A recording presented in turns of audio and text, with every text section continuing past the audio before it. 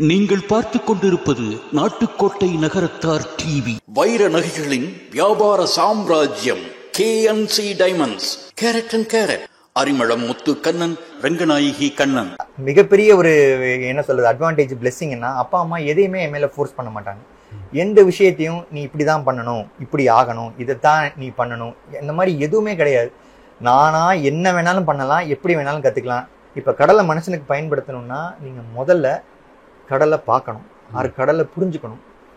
எப்படி புரிஞ்சுக்கிறது? இதுக்கு உதாரணத்துக்கு சொன்னா, நீங்க ஔவையார் சொன்னதுதான், கற்றது கைமண் அளவு, கல்லாது உலக அளவு, இல்ல கடல் அளவும் சொல்லிக்கலாம். ஆனா இப்ப நம்ம கடலை பத்தி புரிஞ்சு வச்சிருக்கிறது ரொம்ப ரொம்ப குறைச்ச சதவீதம். ஈவன் தோ நம்ம டிரான்ஸ்போர்ட்டேஷனுக்கு உலகம் பூரா 95% வந்து நம்ம கடலை பயன்படுத்தினாலும் 5% கூட இன்னும் கடலை பத்தி நம்ம முழுசா தெரிஞ்சுக்கல. நிறைய தெரிஞ்சுக்க வேண்டியது இருக்கு கடல்ல. அதுதான் நாங்க சொல்றது ஓஷன் ஈகோ கில்லர். நம்ம நினைக்கிறது எதிர்பார்க்கிற மாதிரி அங்க நடக்கும்னு நினைக்கவே முடியாது. இங்க எல்லாம் சரியா வேலை செய்யும், லேண்ட்ல அவ்வளோத்தையும் டெஸ்ட் பண்ணுவோம். ஆனா அங்க எடுத்துட்டு போனோன்னே வேற மாதிரி பிஹேவ் பண்ணும். இப்ப புரிஞ்சிருச்சு அதுக்கு என்னென்ன செய்யணும், திருப்பி என்ன செய்யணும். ஏன்னா இது ஏன் சொல்றேன்னா, நீங்க எல்லா சக்சஸும் நீங்க ஃபெயிலியரோட சேர்ந்ததுதான். அப்போ இந்த இயற்கையோட சில விஷயங்கள்லாம் பார்க்கும்போது ரொம்ப ஆச்சரியமா இருக்கும். அப்ப மழை ஹரிசாண்டல்ல பெஞ்சுது. நம்ம வெட்டிக்கல்ல பெய்யற மழை தான் பார்த்திருக்கோம். ஹரிசாண்டல்ல பெஞ்சுது. அப்ப காத்து வந்து கிட்டத்தட்ட 168 கிலோமீட்டர் வேகத்துல வீசுது. எல்லாத்தையும் மீட்டர் வெளியே கப்பல்ல பார்த்துட்டு இருக்கோம் மேல டெக்ல இருந்து. அந்த காத்து வீசுறதோடதுனால அந்த தண்ணி வந்து ஹரிசாண்டலா போகும். அது என்ன வீடியோ எல்லாம் வச்சிருக்கோம். அப்பதான் இயற்கையில இவ்வளவு அற்புதங்களும் ஆச்சரியங்களும் இருக்கு. அப்படி கடல் ஒரு சைட்ல இருந்து ஒரு சைடு கரிச்சிச்சு அப்படி போகும். ஆக்சுவலா உள்ளேதான் உட்காந்துருந்தோம். எப்ப கடல் அமைதியாகுதோ, எப்ப வழி விடுதோ, அப்பதான் இறக்க முடியும். ஆன்மீக ஆனந்தம் தரும் சிவம் திருநீர் அணிந்து சிந்தை குளிர்வீர். உங்கள் வாழ்வு சிறக்க சிவம் திருநீர் அணிவீர். நாட்டுக்கோட்டை நகரத்தார் இணையவழி தொலைக்காட்சி நேயர்கள் அனைவருக்கும் இனிய வணக்கம். தொடர்ச்சியாக நமது நேர்காணலில் ஆகச்சிறந்த நகரத்தார் ஆளுமைகளை நாம் சந்தித்து வருகின்றோம். இன்று ஒரு மிகப்பெரிய கல்வியாளரை சந்திக்க இருக்கிறோம். மெரைன் என்கிற டிபார்ட்மெண்டில் வேலை பார்க்கக்கூடிய ஒரு மிகப்பெரிய கல்வியாளர் சுப்பிரமணியம் அண்ணன் அவர்களை சந்திக்கின்றோம். வணக்கம். வணக்கம். அடிப்படையில் ஒரு அறிமுகம். நீங்க வந்து என்ன ஊர், கோவில்? நான் வந்து கோட்டையோட சேர்ந்தவன். என்னோட ஊர் வந்து கோட்டையூர், கோவில் வந்து மாத்தூர்ல மன்னூர் பிரிவு. என்னோட அப்பா அம்மாவுக்கு நான் ஒரே பையன். அப்பாவோட பேரு அண்ணாமலை, அம்மாவோட பேரு மீனாட்சி. எனக்கு திருமணம் ஆயிடுச்சு. என்னோட மனைவியோட பேரு வந்து உமையால். எனக்கு 2 பசங்க, பொண்ணு மீனா, பையன் அண்ணாமலை. பொண்ணு 12th, பையன் வந்து 7th படிக்கிறான். இப்போ நீங்க வந்து இப்போ அடிப்படையில் எந்த டிபார்ட்மெண்ட்ல ஒர்க் பண்றீங்க அப்படிங்கறத பத்தி? நான் பேசிக்கலா electrical engineer. By degree bachelor of engineering in electrical electronics engineering. அதுக்கப்புறம் ME power electronics and drives, அதுவும் எலக்ட்ரிக்கல் ஸ்பெஷலைசேஷன். அப்புறம் PhD இன் IIT, அதுவும் electrical specialisation, power electronics and drives. நான் வேலை பார்க்கறது நேஷனல் இன்ஸ்டிடியூட் ஆஃப் ஓஷன் டெக்னாலஜிங்கிறது. இது வந்து தமிழ்ல சொன்னா தேசிய பெருங்கடல் தொழில்நுட்ப ஆராய்ச்சி கழகம். இது இன்ஸ்டியூட்டுங்கிற பேர் எப்படி வந்ததுன்னா, IITல இருந்து ஆரம்பிச்சதுனால இன்ஸ்டியூட்டுங்கிற பேர் இருக்கும். இது எப்படி நம்ம ஸ்பேஸ்ல ரிசர்ச் பண்றோமோ, வான்வெளியில அதே மாதிரி கடல்ல ரிசர்ச் பண்ற ஆர்கனைசேஷன் இது. இதுவும் இஸ்ரோ மாதிரியே ஒரு ரிசர்ச் அண்ட் டெவலப்மெண்ட் ஆர்கனைசேஷன். இந்த ஆர்கனைசேஷன்ல தான் நான் சயின்டிஸ்டா, விஞ்ஞானியா பணிபுரிஞ்சுக்கிட்டு இருக்கேன். கடந்த 20 வருஷமா அங்கதான் வேலை பார்த்துக்கிட்டு இருக்கேன். ஆனா உங்களுடைய இளமை காலம் அதை பத்தி சொல்லுங்க. நான் பிறந்தது மதுரையில. நான் முன்னாடி சொன்னபடி நான் ஒரே பையன். அங்க மதுரையில தான் என்னோட கல்வி ஆரம்பிச்சது. அங்க சின்ன வயசுல RV இங்கிலீஷ் ஸ்கூலுங்கிற ஸ்கூல் எனக்கு இன்னும் ஞாபகம் இருக்கு. அங்கதான் என்னோட அம்மா கொண்டு போய் விடுவாங்க. இன்னும் இந்த சாப்பாடு ஊட்டுறதெல்லாம் எனக்கு இன்னும் அப்படி ஆள் மனசுல அப்படி பதிஞ்சிருக்கு. அப்போ வந்து நான் கிளாஸ் லீடர் ஆகணும்னு ஆசைப்படுவேன். ஆனா நான் வந்து டெப்டி லீடர் எனக்கு ஞாபகம் இருக்கு. ஃபர்ஸ்ட் ஸ்டாண்டர்ட் வரைக்கும் அங்கதான் படித்தேன். அங்கதான் என்னோட இளமை கல்வி நடந்துச்சு. அம்மா மத்தியானம் சாப்பாடு கொண்டு வருவாங்க, ஊட்ட வருவாங்க. எல்லாரும் சாப்பிட்றதையும் வேடிக்கை பார்த்துட்டு நாங்க சாப்பிட்டு முடிப்போம்.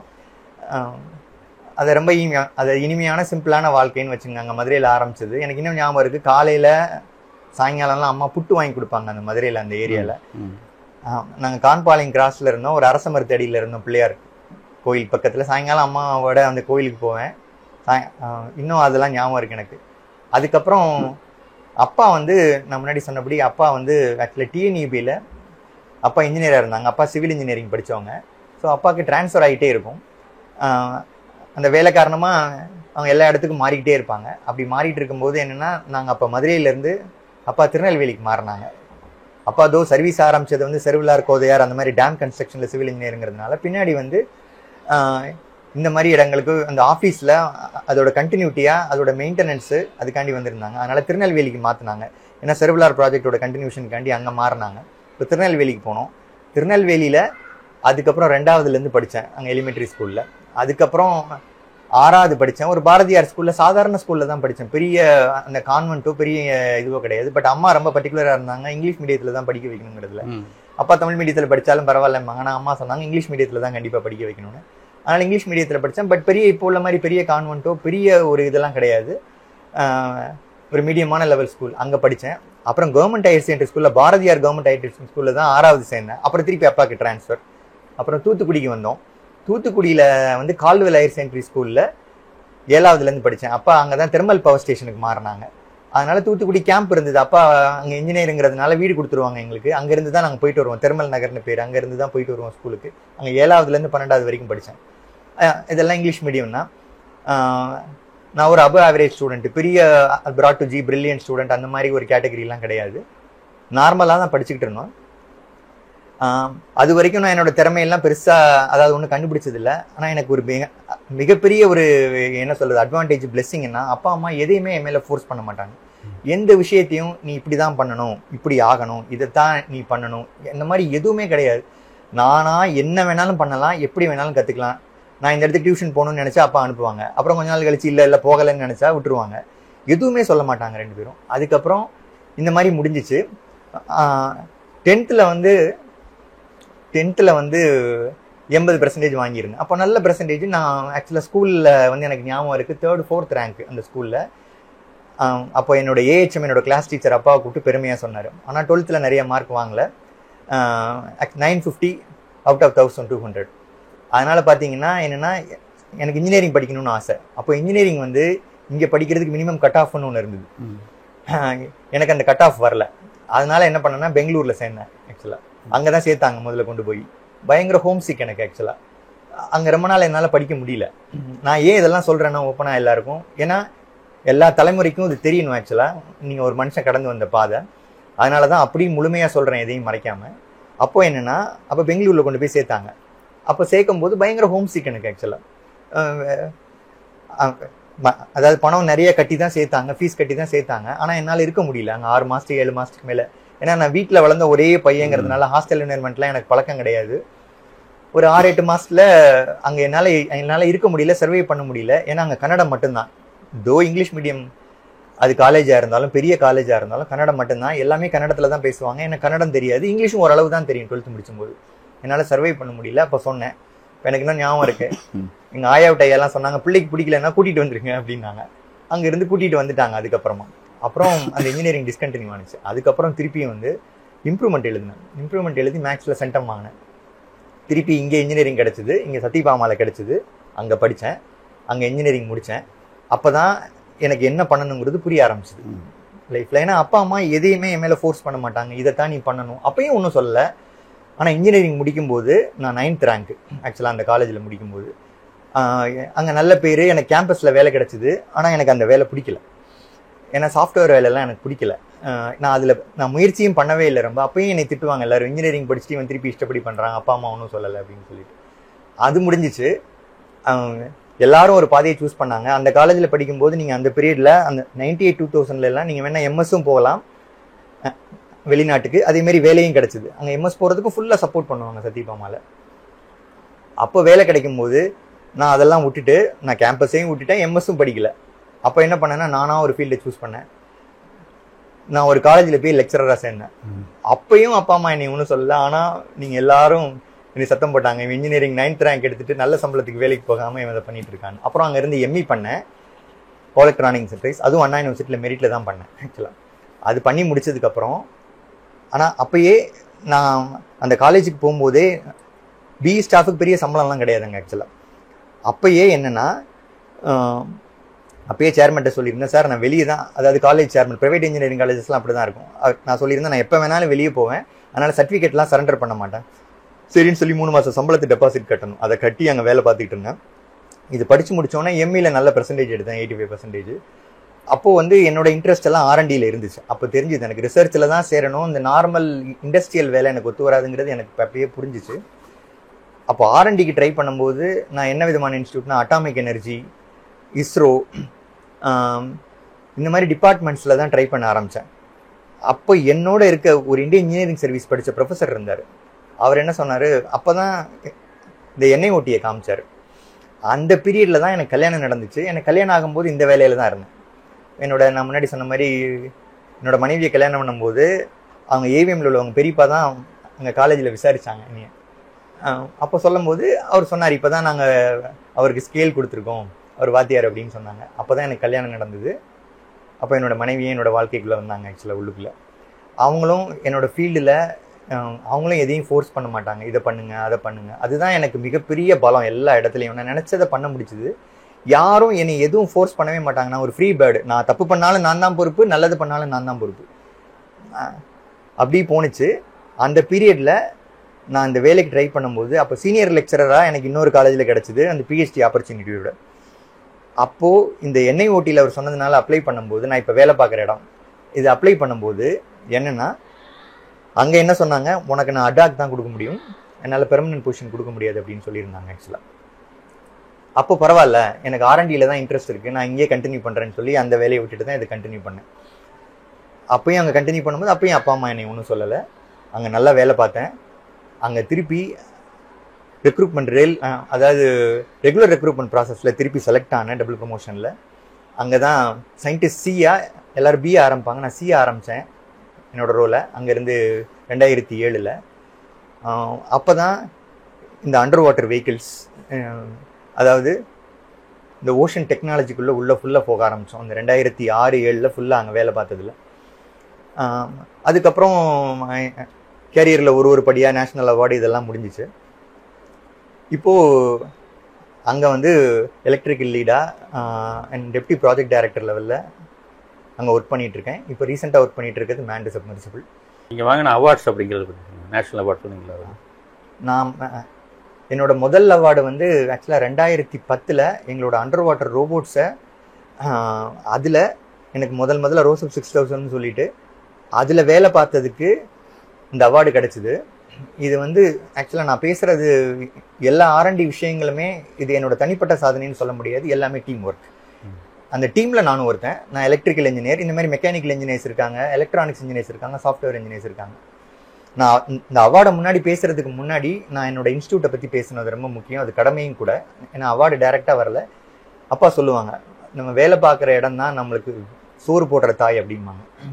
அது எனக்கு இன்னும் ஞாபகம் இருக்குது. அப்படி சொல்லி கொடுத்து தான் என்னை அனுப்புனாங்க. என்னை உருவாக்குனது டெக்னிக்கலாக ஒரு விஷயத்தையும் சொல்லி கொடுத்தது எல்லாம் அப்பா. அம்மா எத்திக்ஸை சொல்லி கொடுத்தாங்க. இப்படி தான் வாழ்க்கை போச்சு. கதைகள்லேருந்து எல்லாமே இப்படி தான் போச்சு. நான் அங்கே சேர்றது, என்னோட இன்ஸ்டியூட் பேர் வந்து நான் சொன்னபடி national institute of ocean technology, தேசிய பெருங்கடல் தொழில்நுட்ப ஆராய்ச்சி கழகம் தமிழில் சொன்னால். இதோட நோக்கம் என்னென்னா ஒன்றும் இல்லை, கடலை எப்படி மனுஷனுக்கு பயன்படுத்துறது, இதுதான் இதோட நோக்கம். ஏன்னா நம்ம நிலப்பகுதி 30%னா 70% கடல். நிலத்தில் என்ன வளங்கள்லாம் இருக்கோ அதை விட பல மடங்கு கடலுக்குள்ளே இருக்குது. நிலத்தில் உள்ளதெல்லாம் இப்போ நம்ம கிரகிச்சிட்டோம், எல்லாத்தையும் நம்ம யூஸ் பண்ணிட்டோம் ஆக்சுவலாக. ஆனால் அடுத்தது மனுஷன் இப்போ கடலை பார்க்குறான். ஸோ அதனால் கடலில் இருக்க வளங்களை எப்படி மனுஷனுக்கு பயன்படுத்துறது. இன்னும் நீங்கள் இன்ஸ்டியூட்டோட அது விஷன் இல்லை மோட்டோன்னு பார்த்தா, அதாவது how to harness the ocean for mankind in a sustainable வே.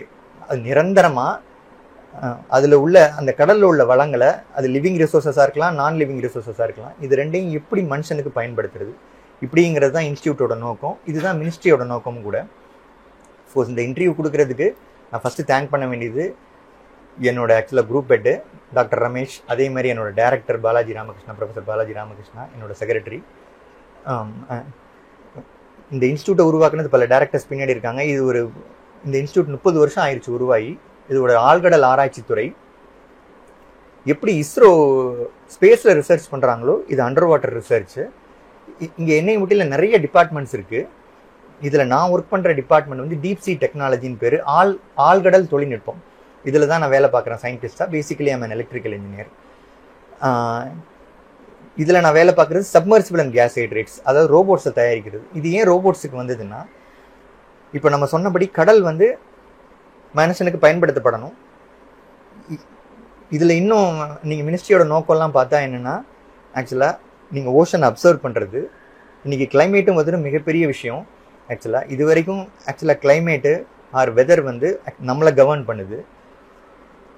இனிமேல் நம்ம இதை மேனேஜ் பண்ண முடியுமா, அந்த வெதரையும் கிளைமேட்டையும்? அதுதான் இப்போ ரீசெண்டாக செக்ரட்டரி டைரக்டர்லாம் பேசினாங்க. ஆக்சுவலாக ப்ராஜெக்ட் மோசம் சொல்லிட்டு நம்ம எப்படி வெதரை மேனேஜ் பண்ணுறது, ஏன்னா வெதரும் கிளைமேட்டும் தான் நம்மளை மேனேஜ் பண்ணிகிட்டு இருக்கு. இப்போ நம்ம எப்படி அதை மேனேஜ் பண்ணலாங்கிற திட்டத்துக்கு தான் போயிட்டு இருக்காங்க. இப்போ திருப்பி இன்ஸ்டியூட்டுக்கு வந்தீங்கன்னா நான் வேலை பார்க்குறது வந்து சப்மர்சிபிள்ஸ், அதாவது ஆழ்கடல் நீர்மூழ்கிகள்னு தமிழில் சொன்னால் பேர். இதுக்கு ஏன் இந்த ஃபீல்டு இது தேவைப்பட்டுச்சுன்னா, இப்போ கடலை மனுஷனுக்கு பயன்படுத்தணும்னா நீங்கள் முதல்ல கடலை பார்க்கணும், கடலை புரிஞ்சுக்கணும். எப்படி புரிஞ்சுக்கிறது? இதுக்கு உதாரணத்துக்கு சொன்னால் நீங்கள் ஔவையார் சொன்னது தான், கற்றது கைமண் அளவு, கல்லாது உலகளவு, இல்லை கடல் அளவும் சொல்லிக்கலாம். ஆனால் இப்போ நம்ம கடலை பற்றி புரிஞ்சு வச்சிருக்கிறது ரொம்ப ரொம்ப குறைச்ச சதவீதம். ஈவன் தோ நம்ம டிரான்ஸ்போர்ட்டேஷனுக்கு உலகம் பூரா 95% வந்து நம்ம கடலை பயன்படுத்தினாலும் 5% கூட இன்னும் கடலை பற்றி நம்ம முழுசாக தெரிஞ்சுக்கல. நிறைய தெரிஞ்சுக்க வேண்டியது இருக்குது கடலில், ரொம்ப கம்மி தான். ஈவன் நாங்கள் சொல்லுவோம் ஓஷன் ஒரு ஈகோ கில்லர்னு சொல்லிட்டு. ஸோ இந்த மாதிரி சூழ்நிலையில் கடலை முதல்ல புரிஞ்சுக்கணும், கடலை தெரிஞ்சுக்கணும், கடலை பார்க்கணும். இப்போ நீங்கள் கடலில் போகும்போது உள்ளே போனீங்கன்னா ஒரு 10 மீட்டர் ஆழத்துக்கும் என்ன ப்ரெஷர் இன்க்ரீஸ் ஆகிட்டே போகும். அது ஒரு சேலஞ்ச். அதாவது அழுத்தம் இன்க்ரீஸ் ஆகிட்டே போகும் ஒரு மடங்கு. இப்போ நம்ம இந்திய பெருங்கடல் 6000 மீட்டர் நம்மளோட இது. உலகத்திலே ஆழமான கடல் மெரியானா ட்ரென்ச்சுங்கிற இடத்துல இருக்கு, அது 11000 மீட்டர். இப்போ 6000 மீட்டர் தான் நம்மளோட பயன்பாட்டுக்கு உட்பட்டது. இந்த 6000 மீட்டர்ல பார்த்தீங்கன்னா 600 மடங்கு ப்ரெஷர் இன்க்ரீஸ் ஆகிருக்கும். 600 மடங்கு நம்ம இங்கே அட்மாஸ்பியரோட ப்ரெஷர் அதிகமாக இருக்கும். அது ஒரு பெரிய சேலஞ்ச். இன்னொன்று, அங்கே டெம்பரேச்சர் பார்த்தா 2 டிகிரி இல்லை 1 டிகிரி தான் இருக்கும். அவ்வளோ கீழே இருக்கும். அவ்வளோ கீழே போகும்போது இது ஒரு பெரிய சேலஞ்ச். ப்ரெஷர் அழுத்தம் அதிகமாயிரும், அதே மாதிரி டெம்பரேச்சர் ரொம்ப குறைஞ்சி போயிடும். இந்த அழுத்தத்தை நல்லா புரிஞ்சுக்கணும்னா, இப்போ நம்மளோட ஒரு scuba divorce, experience scuba divorce, அதில் உலகத்திலே சிறந்த டைவர்ஸ்லாம் நீங்கள் போகக்கூடிய டெப்த்துன்னு பார்த்தீங்கன்னா ஒரு 100-200 மீட்டர் தான் மனுஷனால் போக முடியும். அதுவே ரொம்ப கஷ்டம். ரொம்ப ட்ரெயின்டு பர்சனல் தான் போக முடியும். அதுக்கு மேலே போனால் காதில் மூக்குலாம் ரத்தம் வந்துடும். அவ்வளோதான் மனுஷனால இண்டிபெண்ட்டாக உள்ளே போக முடியும். அப்புறம் இன்னும் பார்த்தீங்கன்னா நம்ம நேவி வச்சிருக்க சப்மரைன்ஸ் ஒரு 500-600 மீட்டர் இவ்வளோ தான் கடலில் போக முடியும். இன்னும் நீங்கள் ஒரு 20-30 மீட்டர் 100 மீட்டருக்குலாம் போயிட்டீங்கன்னா உள்ள கடல் சூரிய வெளிச்சத்தையே பார்க்க முடியாது. அது ஃபுல்லாக இருட்டு. இப்போ வெளிச்சமும் உள்ளே இருக்காது, ப்ரெஷர் அதிகமாயிரும், வெளிச்சம் உள்ளே இருக்காது, இருட்டு. அதே நேரத்தில் டெம்பரேச்சர் ரொம்ப கம்மியாயிரும். இந்த மாதிரி நிறைய சேலஞ்சஸ். அதே மாதிரி கரோசிவ் என்வைரன்மெண்ட், அதுவே உப்பு இருக்கிறதுனால. ஸோ இதை உள்ளே போய் பார்க்கணும். இதை உள்ளே பார்க்கறதுக்கு 500 மீட்டருக்கு, அதுவும் அந்த நேவி சப்மரைன்ஸ்ங்கிறது என்னென்னா அது நேவி பர்பஸ். நம்ம அதாவது என்னென்னா நாட்டுக்கூட ப்ரொடெக்ஷன் பர்பஸுக்காண்டி உள்ளது, அது சிவிலியன் பர்பஸ்க்காண்டி உள்ளது இல்லை, ரிசர்ச் பண்ணுறதுக்காண்டி உள்ளது இல்லை. சப்மரைன்ஸ் அது மிலிட்ரியோடது, அது நேவியோடது, அந்த பர்பஸ்க்காண்டி உள்ளது. இப்போ நம்ம ஆராய்ச்சி பண்ணணும்னா நம்ம இந்த கடலை பார்க்கணும், 6000 மீட்டர் வரைக்கும் பார்க்கணும். ஏன்னா வளங்கள் வந்து கொட்டி கிடக்கு கடலில் முதல்ல இருந்து, அதாவது 0 மீட்டர்ஸ் ஃபியூ மீட்டர்ஸ்ல இருந்து கடைசி 6000 மீட்டர் வரைக்கும் அவ்வளோ வளங்கள் கொட்டி கிடக்கு. அதை பேசினா தனியாக ஒரு ஃபீல்டு வேணும். அவ்வளோ வளங்கள் இருக்குது. நம்ம என்ன கேட்டாலும் இருக்குது. உணவுன்னா உணவு இருக்குது, ஃபியூவல்னா ஃபியூவல் இருக்குது. அதே மாதிரி நீங்கள் வளங்கள்னா பாலிமெட்டாலிக் நாடியூல்ஸ், பல் உலோக திரளைகள். இன்றைக்கி நம்ம பேசப்படுற எலக்ட்ரிக் வெஹிக்கிள்குள்ள தேவையான பொருட்கள் ஆக்சுவலாக நிக்கல், அதேமாரி காப்பர், மேங்கனீஸ், இந்த நாடியூல்ஸ் எல்லாம் கிலோ பொட்டோட்டோ நாடியூல்ஸ் மாதிரி பெருசாக கடல் கடியில் 5000-6000 மீட்டர் ஆழத்தில் கொட்டி கிடக்கு. இது மிகப்பெரிய வளம். எல்லா நாடுகளும் முயற்சி பண்ணிட்டு இருக்காங்க. சைனா, ஜப்பான்லாம் இது எடுக்கிறதுக்கு முயற்சி பண்ணிட்டு இருக்காங்க. நம்மளும் முயற்சி பண்ணிட்டு இருக்கோம். இந்த மாதிரி வளங்கள் எல்லா டெப்த்லையும் இருக்குது, 6000 மீட்டர் வரைக்கும். இப்போது இது உள்ளே போகிறதுக்கு முதல்ல என்ன வேணும்னா, மனுஷன் இல்லாமல் முதல்ல நம்ம கடலில் பார்க்கணும்னா அன்மேண்ட் ரோபோட், மனுஷன் இல்லாத ரோபோட்டு. அதை தான் 2010 முதல்ல பண்ணோம், ரஷ்யன்ஸோட துணையோட. அது எல்லாரோடையும் தான் ஆரம்பிச்சது. இங்கே உள்ள சயின்டிஸ்ட் எல்லாம் இண்டிஜினஸாக டிசைன் பண்ணி அந்த ரோபோட்டு முதல்ல உள்ளே போணுச்சு. 6000 மீட்டருக்கு அது குவாலிஃபை பண்ணோம். நிறைய சேலஞ்சஸ், நான் சொல்கிற மாதிரி இவ்வளோ சேலஞ்சஸையும் உள்ளே கடந்து உள்ளே போய் இதெல்லாம் குவாலிஃபை பண்ணோம். இதை குவாலிஃபை பண்ணதுக்கு தான் எங்கள் டீம் குவாலிஃபை பண்ணதுக்கு தான் எங்களுக்கு நேஷ்னல் அவார்டு ஃபஸ்ட்டு கொடுத்தாங்க. இதில் என்னோட சேர்த்து, அதாவது நான் எலக்ட்ரிக்கல் இன்ஜினியர், என்னோட இன்னொரு கொலீக் இருக்கார் எலக்ட்ரிக்கல் இன்ஜினியர், மெக்கானிக்கல் இன்ஜினியர்ஸ் 2 பேருக்கு, எலக்ட்ரானிக்ஸில் 2 பேருக்கு, என்னோட டேரக்டர், என்னோட ஹெட்டு, எல்லாருக்கும் நாங்கள்லாம் போய் நேஷனல் அவார்டு முதல்ல பிரசிடென்ஷியல் அவார்டு வாங்கினோம். இதுதான் முதல் நேஷனல் அவார்டு அங்கீகரிக்கப்பட்டது. அது மிகப்பெரிய சந்தோஷத்தை கொடுத்தது. ஏன்னா அந்த 32 வயசுலேயே அவ்வளோ பெரிய அவார்டு கிடைச்சது மிகப்பெரிய ஒரு உத்வேகத்தை கொடுத்தது. அதுவும் ஒரு காரணம் நாங்கள் வெளியே எங்கேயும் வேலை தேடாமல் இருக்கிறது. அப்படி அதில் வேலை பார்த்தோம். அதுக்கப்புறம் இந்த ரோபோட்டோட எக்ஸ்பீரியன்ஸை வச்சுட்டு இண்டிஜினஸாக நாங்கள் 500 மீட்டருக்கு நாங்களே இங்கே உள்ள இந்தியன் விஞ்ஞானிகளை, இங்கே உள்ள சயின்டிஸ்டே நாங்களே டிசைன் பண்ணோம். ஃபுல்லாக இண்டிஜினஸாக நாங்களே டிசைன் பண்ணோம். ஆனால் இன்னும் காம்போனன்ட்ஸ் வந்து அதோட பாகங்கள் வந்து நம்ம வெளிநாட்டிலேருந்து தான் வாங்கிக்கிறோம். அதை நம்ம இங்கே எல்லாத்தையும் நம்மளே பண்ணோம். 500 மீட்டருக்கு சக்ஸஸ்ஃபுல்லாக அது அண்டார்டிகா வரைக்கும் எடுத்துகிட்டு போனோம் இந்தியாவோட ப்ரோக்ராமுக்காண்டி. அண்டார்டிகாவில் போய் குவாலிஃபை ஆனிச்சு. அதுக்கு ஐஸ்கோரெல்லாம் டிசைன் பண்ணோம். அதுக்கு பேட்டன்ட் எல்லாம் வாங்கியிருக்கோம். நான் சொல்லிட்டு இருக்கிறது எல்லாமே ஒரு டீம் ஒர்க்கு. ஏன் நான் திரும்ப திரும்ப சொல்கிறேன்னா, எல்லா கேக்கிலும் சேர்ந்தாதான் அந்த வேலை நடக்கும்.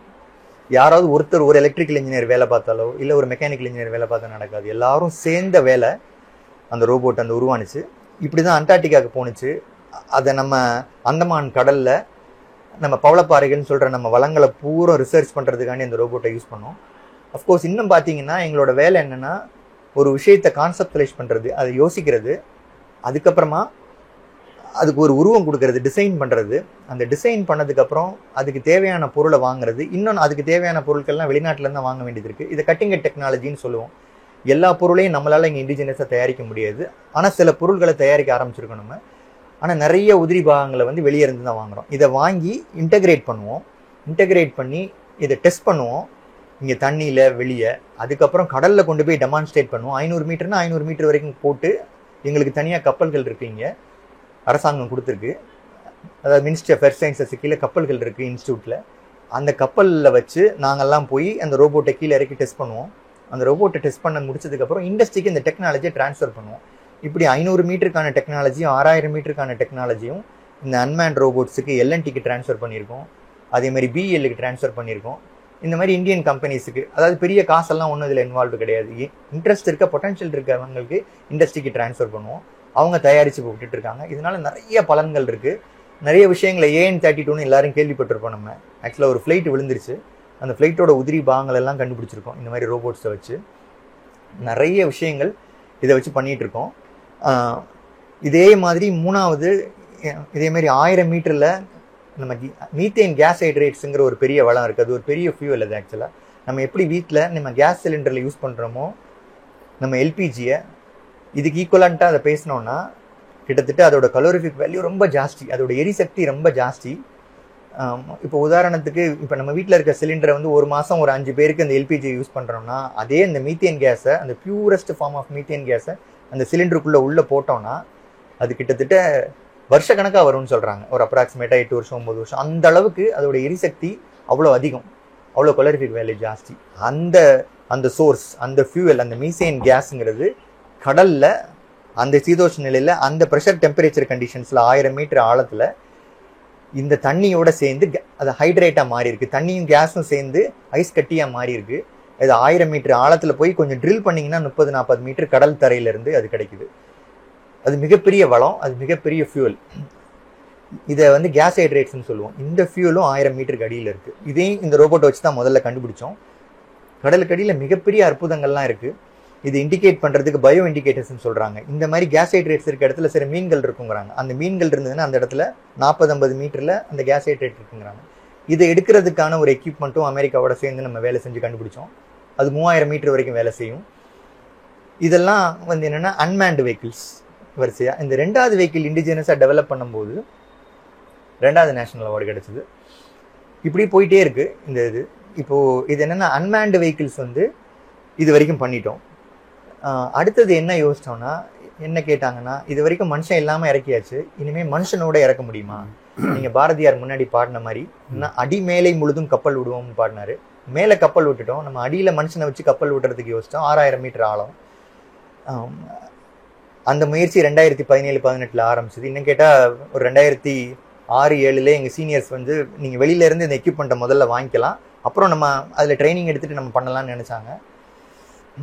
ஆனால் அது நம்மளுக்கு வந்து அது ஃபுல்லாக ஹெல்ப் பண்ணலை, ஃபுல்லாக நம்ம மெட்டீரியலைஸ் பண்ண முடியல. அப்போ என்ன சொன்னாங்கன்னா, மினிஸ்ட்ரி எல்லாரும் சேர்ந்து ஓகே நீங்களே டிசைன் பண்ண முடியுமா, என்னை ஓட்டி நம்மளே பண்ண முடியுமா அதை இந்தியாவே? நாங்கள் இங்கே நம்மளே டிசைன் பண்ணுவோம், நம்மளே பண்ணுவோன்னு ஆரம்பித்தோம் 2017-18. ஸோ மேன்டு சப்மர்சிபிள், அதாவது ஹியூமன் மிஷன், மேன்டு மிஷன், அது இன்னும் நல்லா சொன்னோம்னா நல்ல வார்த்தைன்னா ஹியூமன் மிஷன். இது ஆக்சுவலாக எப்படி நம்ம ஸ்பேஸ் மிஷனை ககன்யான்னு சொல்கிறோம், அது வந்து அது இஸ்ரோ பண்ணிட்டு இருக்காங்க. அதாவது நீங்கள் மனுஷனை நம்ம ஸ்பேஸுக்கு அனுப்புறது. இப்போ நிலாக்கு அனுப்பிச்சதெல்லாம் நீங்கள் பார்த்தீங்கன்னா மனுஷன் எல்லாம் அனுப்பிச்சது. மனுஷனை ஸ்பேஸுக்கு அனுப்புறது, அதே மாதிரி மனுஷனை நீங்கள் கடலுக்கு அடியில் அனுப்புறது. நம்மளோட ஆழ்கடல் 6000 மீட்டர். இது வந்து நீங்கள் பாரதியார் சொன்னது தான் திருப்பி அதை சொல்லணும். என்னென்னா, அடிமேலை முழுதும் கப்பல் விடுவோம்னு முன்னாடியே யோசிச்சு பாடினாரு. இப்போ அடியில் கப்பல் விடுறதுங்கிறது இப்போ இந்தியா முயற்சி பண்ணிக்கிட்டு இருக்கோம். அப்படி நம்ம அதில் சக்ஸஸ் ஆகும்போது நம்ம 6வது கண்ட்ரி உலகத்தில். அமெரிக்கா, ரஷ்யா, ஃப்ரான்ஸ், ஜப்பா, சைனாக்கு அப்புறம் நம்ம தான் இந்த கண்ட்ரி. நம்ம இந்த முயற்சியில் இறங்கியிருக்கோம். இப்போது இதுக்குள்ளே டிசைன் எல்லாம் முடிஞ்சிருச்சு, இதுக்குள்ளே இன்டெகிரேஷன்லாம் முடிஞ்சிருச்சு, அந்த டெஸ்டிங் போயிட்டுருக்கு. அது கூடிய விரைவில் என்ன சொல்கிறது, டைரக்டர் அவங்கெல்லாம் பேசுவாங்க. ஆக்சுவலாக கூடிய விரைவில் டெஸ்ட் பண்ண போகிறோம். இந்தியாவுக்கு இந்த மேன்டு வெஹிக்கிள் இதுவும் வந்துடும் நம்ம 6வது கண்ட்ரியாக. இது மிகப்பெரிய இந்தியாவுக்கு ஒரு பெரிய பலம். அது இந்த மேன்டு வெஹிக்கிள் மிகப்பெரிய ஒரு பலமாக இருக்கும். ஆமாம், பலமாக இருக்கும். அது கிட்டத்தட்ட 2-3 இயர்ஸில் பாசிபிளாக இருக்குமா? அது ஆமாம் ஆமாம், கண்டிப்பாக. ரொம்ப சீக்கிரம் முயற்சி பண்ணிகிட்டு இருக்கோம். முடிஞ்ச வரைக்கும் எவ்வளோ சீக்கிரம் பண்ண முடியுமோ அவ்வளோ சீக்கிரம் பண்ணிடுவோம். ஆக்சுவலாக இது அரசாங்கத்தோட நோக்கம் எவ்வளோ சீக்கிரம் பண்ண முடியுமோ அவ்வளோ சீக்கிரம் நாங்கள் அதுக்கு தகுந்த மாதிரி முயற்சிகள் எடுத்துகிட்டு இருக்கோம். சேலஞ்சஸ் ஓவர் கம் பண்ணி அந்த முயற்சி நடந்துகிட்டு இருக்கு. அது பண்ணும்போது அதாவது இந்தியாவும் நீங்கள் என்னென்னா மனுஷனை வச்சு நம்ம டெமான்ஸ்ட்ரேட் பண்ண முடியும், மனுஷனை ஆழ்கடலுக்கு அனுப்ப முடியும் அப்படிங்கிற ஒரு நம்பிக்கை வந்துடும் 6வது கண்ட்ரி. ஆக்சுவலாக இது உலகமே எதிர்பார்த்துட்டு இருக்காங்க. ஆக்சுவலாக இந்த மாதிரி ஆழ்கடலில் வேலை பார்க்குறது ரொம்ப ஃபியூ கண்ட்ரிஸ் தான் வேலை பார்க்குறாங்க. நான் சொன்ன மாதிரி இப்போது ஒரு 5-6 கண்ட்ரி தான், இந்தியாவும் அதில் ஒரு கண்ட்ரி. இது மிகப்பெரிய பெருமை. நம்ம இது தான் பண்ணிகிட்ருக்கோம், இந்த வேலை தான் அங்கே பண்ணிகிட்ருக்கோம். இது போக எண்ணெய் ஊட்டியில் நிறைய டிபார்ட்மெண்ட்ஸ் இருக்குது. நீங்கள் சுனாமி ஏர்லி வார்னிங் சிஸ்டம், அது energy and fresh water, ocean electronics, ocean acoustics, இந்த மாதிரி நிறைய ஃபீல்டு அங்கே இருக்குது. நான் என்னோடய ஃபீல்டை பற்றி மட்டும் தான் பேசுகிறேன். நிறைய ஃபீல்டு இருக்குது. இது என்னென்னா, இது ஒரு 25-30 வருஷம் ஆச்சு. இது வளர்ந்து வந்துட்டு இருக்க டெக்னாலஜி. இது மிகப்பெரிய நம்பிக்கையை கொடுக்குது. இங்கே அது நம்மளுக்கு இருக்க பொட்டென்ஷியலுக்கு இன்னும் இது மிகப்பெரிய லெவலுக்கு போகும். இப்போ உங்களுடைய ஒர்க் ஸ்டேஷனை பற்றி சொல்லுவாங்க. திடீர்னு சொல்லி நீங்கள் ஷிப்பில் போயிருவீங்க, ஒரு 6 மாதம் 7 மாதம் ஆழ்கடலில் இருந்து பணியாற்ற மாதிரியான ஒரு சூழல் இருக்குது. அதை பற்றியெல்லாம் எப்படி? அது இப்போ என்னென்னா, எங்களோட வேலையை பொறுத்த வரைக்கும் என்னென்னா, நான் சொன்ன மாதிரி இங்கே டிசைன் பண்ணி அந்த எக்யூப்மெண்ட்டை இன்டெகிரேட் பண்ணி எல்லாம் 8 டன் 10 டன் 5 டன் 6 டன் இப்படி தான் இருக்கும் வெயிட் போகிறோம். ஏன்னா கடலில் அனுப்புறது வந்து நம்ம நினைக்கிற மாதிரி ரோபோட்ஸ் சின்னதாக இருக்காது, எல்லாம் மிக பெருசாக தான் இருக்கும். இதை டிசைன் பண்ணி இன்டெகிரேட் பண்ணி இங்கே டெஸ்ட் பண்ணோன்னா, எங்கள் டேங்க் வச்சுருக்கோம், டெஸ்ட் பண்ணோன்னா நீங்கள் அல்டிமேட்டாக நீங்கள் கேட்குற மாதிரி கடலுக்கு தான் எடுத்துகிட்டு போகணும். இது வரைக்கும் நாங்கள் மனுஷனை வச்சு இறக்குறது இப்போ தான் முதல் தடவையாக பண்ணுறதுனால அன்மேன்டு வெஹிக்கிள்ஸ் போகிறோம். நாங்கள் கப்பலில் போய்க்குவோம், அந்த கப்பலில் இருந்து அதை கீழே இறக்கும். நாங்கள் ஒரு டீம் ஆஃப் சயின்டிஸ்ட், ஒரு 10 பேர் 15 பேர் கப்பலில் உள்ள அங்கே க்ரூவோடு சேர்ந்து, கேப்டன் எல்லாரோட துணையும், அதுவும் திருப்பி சொன்னபடி இது ஒரு பெரிய டீம் ஒர்க். பெரிய டீம் ஒர்க். யாரும் இது ஒரு இண்டிவிஜுவலால் சாதிக்கக்கூடிய வேலை இல்லை, ஒரு பெரிய டீம் ஒர்க். அதுவும் எல்லாரும் ஒத்த சிந்தனையோடு இருக்கணும், எல்லாரும் ஒத்த சிந்தனையோட வேலை பார்க்கணும். ஏன்னா எங்களோட பழைய ஹெட்டு சொல்லுவார், என்ன டீமுக்கு நீங்கள் கடலுக்குள்ளே போகும்போதே நீங்கள் உதாரணத்துக்கு 5000 மீட்டர் ஆழத்துக்கு போகணுன்னா இங்கேருந்து, அதாவது இந்திய பெருங்கடல் உள்ளே போகணுன்னா CIOBன்னு சொல்லுவோம், சென்ட்ரல் இந்தியன் ஓஷன் பேசின்னு சொல்லுவோம். International waters. இது ஆக்சுவலாக பாஸ்போர்ட் வேணும் உள்ள கப்பல் போகிறதுக்கு. எங்கள் கப்பலில் தான் நாங்கள் போவோம். ஆனால் இங்கேருந்து போகிறதுக்கே ஒரு 2500 மைல்னா 8-9 நாள் ஆயிரும், மினிமம் 1 வாரம் ஆயிரும். அதான் அவர் சொல்லுவார், அங்கே போனோன்னே என்னென்னா நீங்கள் பாதி பேர் சீசிக் ஆயிடுவாங்க, பாதி பேர் ஹோம் சிக் ஆயிடுவாங்க. ஸோ வேலை பார்க்குறதுக்கே கொஞ்சம் பேர் தான் இருப்பாங்க. இந்த சேலஞ்சஸ்லாம் தாண்டி அங்கே அந்த வேலையை நிர்ணயிச்சு, ஏன்னா கடல் வழி விடணும். ஒரு வேலைக்கு முன்னாடி நான் சொன்னபடி ஓஷன் வந்து ஒரு பெரிய ஈகோ கில்லர். நாங்கள்லாம் முதல்ல வெஹிக்கிள் அந்த ஃபஸ்ட்டு ரோசப் 6000 அதை குவாலிஃபை பண்ணும்போது நாங்கள் மிகப்பெரிய பெருமையும் இதுவும் இருந்துகிட்டு இருந்தது. அப்போ பார்த்தீங்கன்னா அந்த முதல்ல ரோசப் 6000 வந்து அதை குவாலிஃபை பண்ணும்போது அதை டிசைன் பண்ணி முடிச்சுட்டு நீங்கள் கடலுக்கு எடுத்துகிட்டு போகும்போது ரொம்ப பெருமையாக இருந்துச்சு. ஆனால் முதல்ல 5500 மீட்டர் இறக்கணுன்னே முதல்ல வந்தது ஃபெயிலியர் தான். அப்போ தான் புரிஞ்சுது.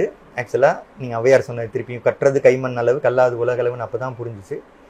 அப்போயே திருப்பி எடுத்து வச்சோம். அதுதான் நாங்கள் சொல்கிறது ஓஷன் ஈகோ கில்லர். நம்ம நினைக்கிறது எதிர்பார்க்குற மாதிரி அங்கே நடக்கும்னு நினைக்கவே முடியாது. இங்கே எல்லாம் சரியாக வேலை செய்யும், லேண்டில் அவ்வளோத்தையும் டெஸ்ட் பண்ணுவோம். ஆனால் அங்கே எடுத்துகிட்டு போனோன்னே அது வேறு மாதிரி பிஹேவ் பண்ணும். இப்போ புரிஞ்சிருச்சு அதுக்கு என்னென்ன செய்யணும், திருப்பி என்ன செய்யணும்.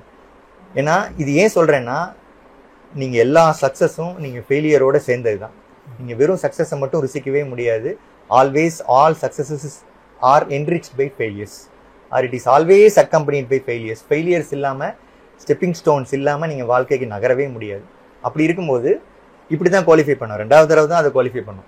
முதல் தடவை கடலில் உள்ளே போனோன்னே நீங்கள் பவர் எல்லாம் கட் ஆயிடுச்சு, உள்ள சில எக்யூப்மெண்ட்ஸ்லாம் டேமேஜ் ஆயிடுச்சு, எரிஞ்சு போச்சு. அதை மேலே திருப்பி எடுத்து அது அங்கேயே கடலில் உட்காந்தே, அந்த கப்பலில் மேலே உட்காந்தே 4 நாள் திருப்பி எல்லாத்தையும் பிரித்து வேலை செஞ்சு, ஏன்னா நாங்களே அதை டிசைன் பண்ணி அதை நாங்களே இன்டெகிரேட் பண்ணதுனால எங்கே தப்பு வரும்னு எங்களுக்கு தெரியும். அந்த இடத்த திருப்பி பிரித்து அதுக்குள்ளே ஸ்பேர் பார்ட்ஸ் எல்லாம் கொண்டு போயிருப்போம், உதிரி பாகங்கள்லாம். கப்பல் வந்து அதாவது ரொம்ப சயின்டிஃபிக் வெசல், ரொம்ப R&D வெசல், எல்லா ஃபெசிலிட்டிஸும் இருக்கும், லேபு எல்லாமே இருக்கும். அதிலிருந்து எடுத்து இதெல்லாம் ரொம்ப முக்கியமான ஃபெசிலிட்டிஸ்.